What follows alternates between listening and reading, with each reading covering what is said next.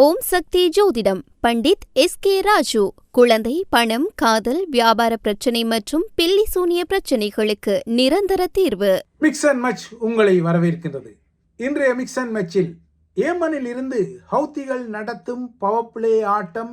இந்த ஆட்டம் ஈரானுக்குரிய ஒரு ப்ராக்சி ஆட்டமாக செங்கடல் வரை வீரியப்படும் நிலையில் இந்த ஆட்டத்தின் பின்னணி யார் இந்த ஹவுத்திகள் என்பது குறித்த ஒரு பார்வையை பதிக்கலாம். அதே போல 25 வருடங்களுக்கு முன்னர் இதே நாட்களில் இலங்கை கட்டுநாயக்க விமானப்படைத்தளம் மற்றும் விமான நிலைய தாக்குதலால் அதிர்வு அடைந்து அதன் உலுக்கங்களெல்லாம் உலக ஊடக பரப்பில் பெரும் ஆச்சரியங்களை ஏற்படுத்திய நிலையில் அந்த தாக்குதல் குறித்த பதிவுகளையும் பார்க்கலாம். முதலில் மத்திய கிழக்கு நிலவரங்கள் மீது ஒரு பார்வையை பதிக்கலாம்.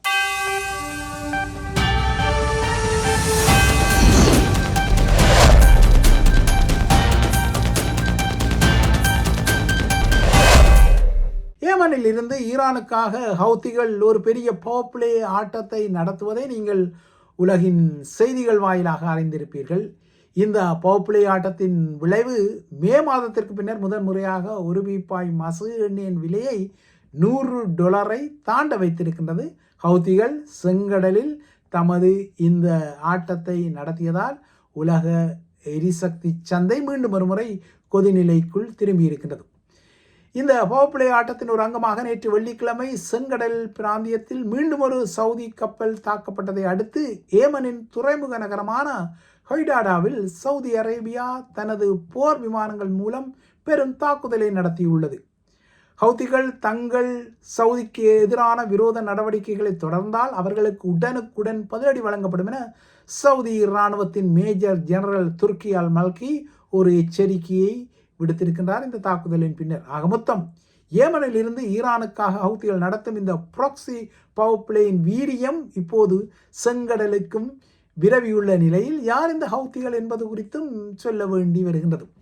1990ஆம் ஆண்டுகளில் ஒரு ஆயுதமேந்திய சிறிய குழுவாக அன்சார் அல்லா, அதாவது இறைவனின் ஆதரவாளர்கள், அன்சார் என்றால் ஆதரவாளர்கள், அல்லாஹ் என்றால் இறைவன், ஆகிய இறைவனின் ஆதரவாளர்கள் என்ற விழிப்புடன் இந்த ஹவுத்திகள் உருவாகி கொண்டார்கள்.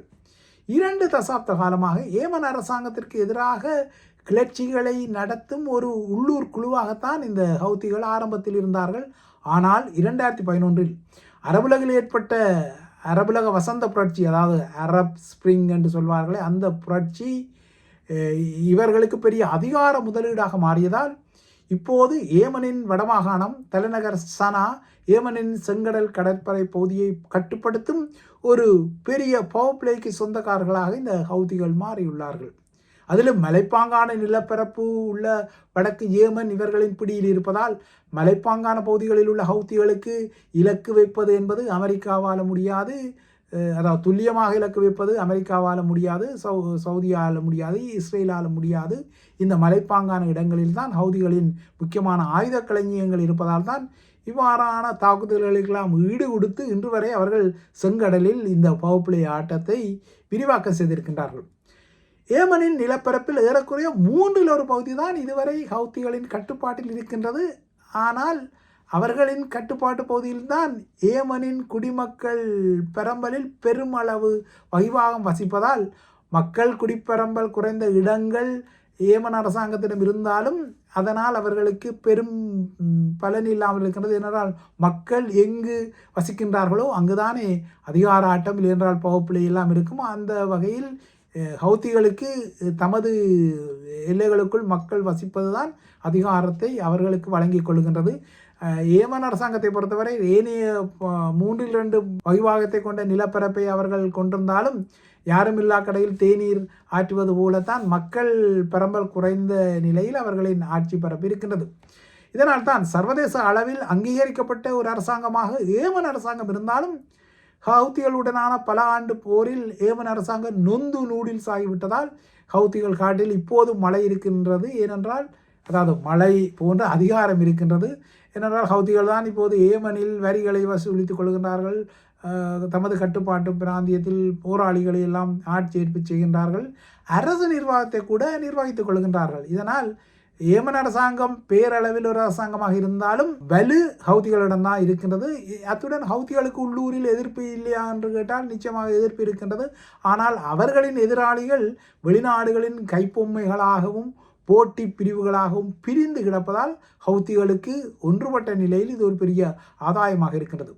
கிராமத்தான்கள் போன்ற தோற்றமுடைய ஹவுதிகளின் வலிமை அவர்களின் இராணுவ, அரசியல், புவியியல் உட்பட்ட காரணிகளின் மிக்ஸ் அண்ட் மேட்ச் கலவை என்பதில் மாற்று கருத்து இல்லை. இதனை மிக்ஸ் அண்ட் மேட்ச் பதிவிலும் அடித்து கூறிக்கொள்ளலாம். சியாக்களின் சைடி சமூக ஹவுதிகள் இப்போது ஈரானின் ஒரு ப்ராக்சியாக செயற்படுகின்றார்கள். ஈரானிடமிருந்து அவர்களுக்கு பாலிஸ்டிக் ஏவுகணைகள், குரூஸ் ஏவுகணைகள், ட்ரோன்கள், கடற்கன்னிகளின் பொதிகள், ஏவுகணை தொழில்நுட்பங்கள் எல்லாம் தாராளமாக கிடைப்பதால் இப்போது ஹவுதிகளும் ஒரு பெரும் பாய்ச்சலை செய்யும் அளவுக்கு வளர்ந்து விட்டார்கள்.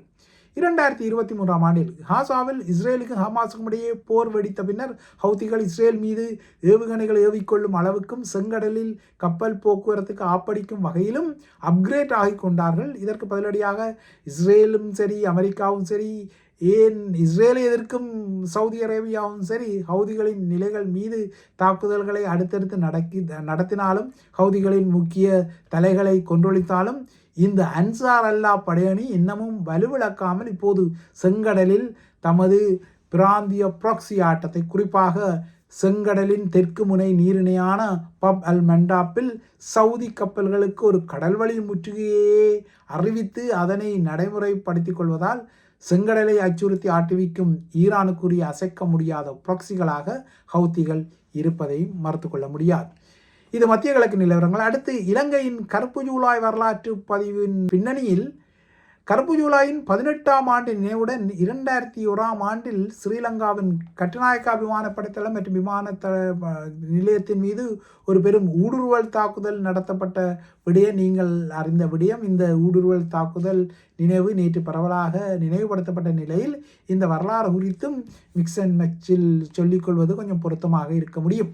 கட்டுநாயக்கா தாக்குதலின் வெற்றியே அந்த தாக்குதலில் விடுதலை புலிகளின் வலிமையான புலனாய்வு கட்டமைப்பு பயன்படுத்தப்படாமல் அதற்கு பதிலாக சண்முகநாதன், ரவிசங்கர் என்கின்ற கேர்னல் அருள்வேந்தன் ஆகிய சார்ல்ஸின் தனிப்பட்ட வலையமைப்பு பயன்படுத்தப்பட்டமைதான் முக்கிய காரணம் என சொல்லப்படுவதுண்டு. அதற்கு காரணங்களும் உண்டு.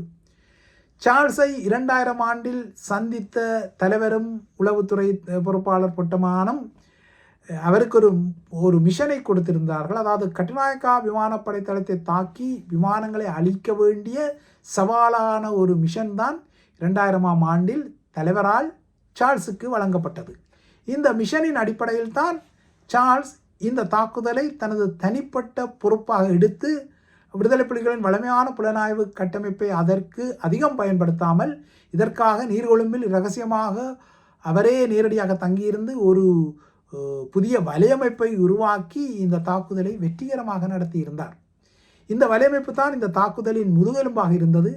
இந்த தாக்குதலை மேற்கொள்வதற்காக முதல் நாள் இரவு 9 மணியளவில் புலிகளின் கொமாண்டோ குழு கடல் வழியாக நீர்கொழும்பு கடற்கரையை அடைந்ததாகவும் கட்டுநாயக்கா தளத்தின் மேற்கு எல்லைக்கு அருகில் உள்ள ஒரு விளையாட்டு தளத்தில் அவர்கள் விளையாட்டு மைதானத்தில் ஒன்று கூடிய பின்னர் 700 ஏக்கர் பரப்பளவில் விரிந்து உடைந்த விமானப்படை தளத்துக்குள் ஊடுருவும் வகையில் அவர்கள் பெரிய தென்னந்தோப்புகள் ஊடாக நடந்து சென்றதாகவும் கூறப்படுகின்றது.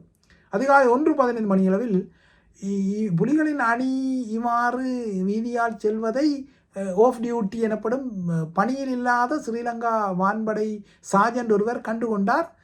முகாமின் வெளிப்புற வேலிக்கு அருகே இந்த குழு நடமாடுவதை அவர் கண்டுகொண்டார். இது குறித்து அவர் அப்போது பணியில் இருந்த ஒருவருக்கு அறிவித்து கொண்டாலும் அவர் இந்த செய்தியை முறையாக மேலதிகாரிகளுக்கு சொல்லிக் கொள்ளவில்லை என்பதாக கூறப்படுகின்றது.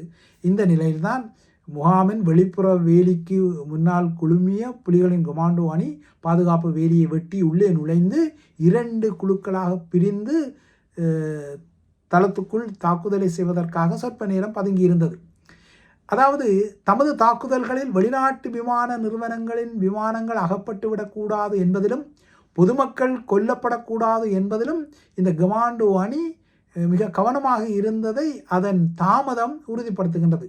அதாவது வெளிநாட்டு விமானங்கள் இனிமேல் தரையிறங்குவதற்கு இல்லையென்றால் ஏறிக்கொள்வதற்கு சாத்தியம் இல்லை என்பதை உறுதிப்படுத்திய பின்னர் தான் அதிகாலை 3:50க்கு ஓடுபாதையின் விளிம்புக்கு சென்ற இந்த கொமாண்டோ அணி அங்கு நிறுத்தப்பட்டிருந்த விமானங்கள் மீது அதிரடியான ஒரு தாக்குதலை தொடுக்க என்ன நடக்கின்றது என்பதை ஸ்ரீலங்கா விமானப்படையினர் அறிவதற்கு முன்னரே விமானங்கள் பற்றி எரிய ஆரம்பித்தன. 3 JL-8 கரவ் பயிற்சி விமானங்கள், ஒரு MI-17 ஹெலி, ஒரு MI-24 ஹெலி, 2 கிபீர் போர் விமானங்கள் மற்றும் ஒரு MiG-27 விமானம் உட்பட 8 போர் விமானங்கள் இல்லைனா இராணுவ விமானங்கள் இந்த தாக்குதலில், அதாவது முதற்கட்ட தாக்குதலில் முற்றாக அளிக்கப்பட்டன. பின்னர் புலிகளின் கமாண்டோ அணி ஏனைய விமானங்கள் வைக்கப்பட்டிருந்த ஹேங்கர்கள் எனப்படும் விமான கொட்டைகளுக்குள் நுழைந்த போதுதான் ஸ்ரீலங்கா விமானப்படையினரின் எதிர் தாக்குதல் இடம்பெற்றது. இதனால் 2 தரப்புக்கும் இடையில் கடுமையான சமர் மூண்டு கொண்டது. விமான கொட்டைகளை இந்த கமாண்டோ அணியினர் பெரிதும் நெருங்க முடியாததால் இந்த தாக்குதல்கள் வீரியமாக இடம்பெற்றிருந்தன. இந்த தாக்குதல்களில் 5 K-8 வான்கலங்களும், ஒரு MiG-27 விமானமும், பல ஹெலிகளும் சேதப்படுத்தப்பட்டன.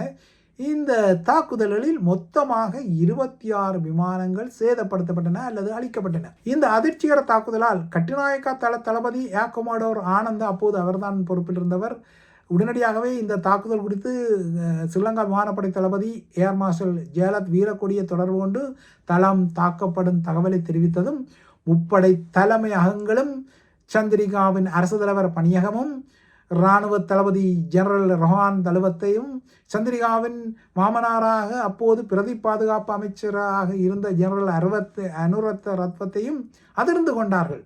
கடற்படை தளபதி வைஸ் அட்மிரல் தயா சந்தகிரியும் அலறி அடித்து கொண்டு முப்படை தளத்திற்கு ஓடினார். அதிகாலை வேளையில் இவர்கள் அனைவருமே கூட்டுப்படை தலைமையகத்தில் சந்தித்து கொண்டனர். இவர்கள் கொழும்பில் பேசிய போது மரணித்தவர்கள் போக ஏனைய புலி கமாண்டோக்கள் கட்டுநாயக்கா விமான நிலையத்துக்குள் புகுந்து விட்டனர். அன்று காலை ரோம் நகருக்கு புறப்படவிருந்த ஒரு பயணத்திற்காக ஸ்ரீலங்கன் ஏர்லைன்ஸின் விமானம் ஒன்று எரிபொருள் நிரப்பப்பட்டு தயாராக இருந்த நிலையில்தான் ஸ்ரீலங்கன் ஏர்லைன்ஸின் அந்த ஏர்பஸ் A330 ரக விமானம் புலிகளின் தாக்குதலுக்கு இலக்காகி தீப்பிடித்து எரிந்தது.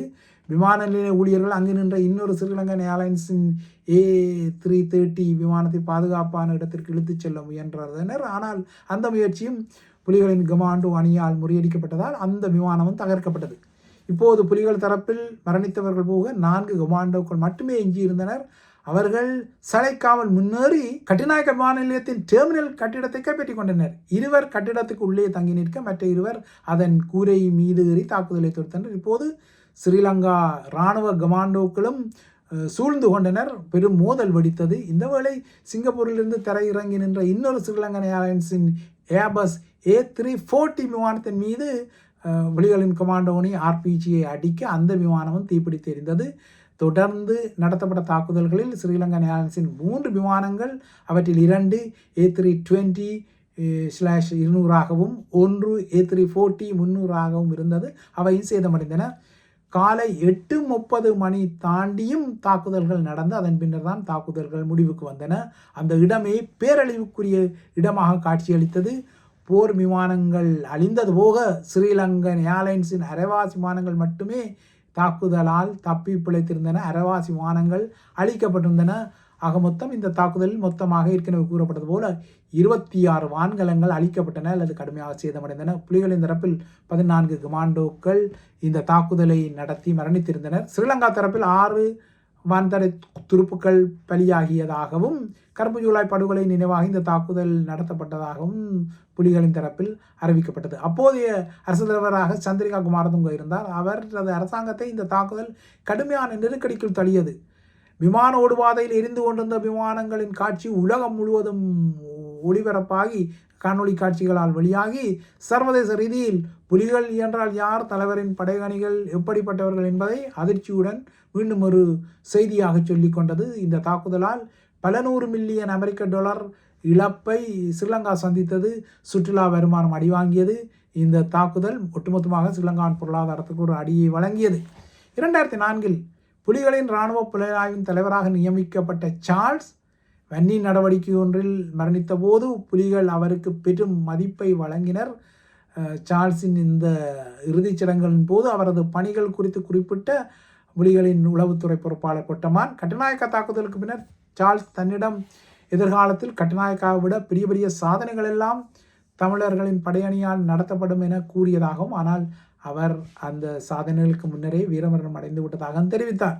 ஆகையால் சார்ல்ஸ் என்ற பெரும் ஆளுமையின் ஒரு வலுவையும் இந்த கட்டுநாயக்கா விமானப்படை தளத்தின் மீதான தாக்குதல், விமான நிலையத்தின் மீதான தாக்குதல், அதுவும் பொதுமக்களுக்கு இழப்புகள் இல்லாமல் நடத்தப்பட்ட இந்த தாக்குதல் நிரூபிக்கப்படும் நிலையில் இந்த தாக்குதலின் பின்னரான கருப்பு ஜூலை அதிர்வுகளை ஏனைய மிக்ஸ் அண்ட் மேட்ச் பதிவில் பார்த்து கொள்ளலாம்.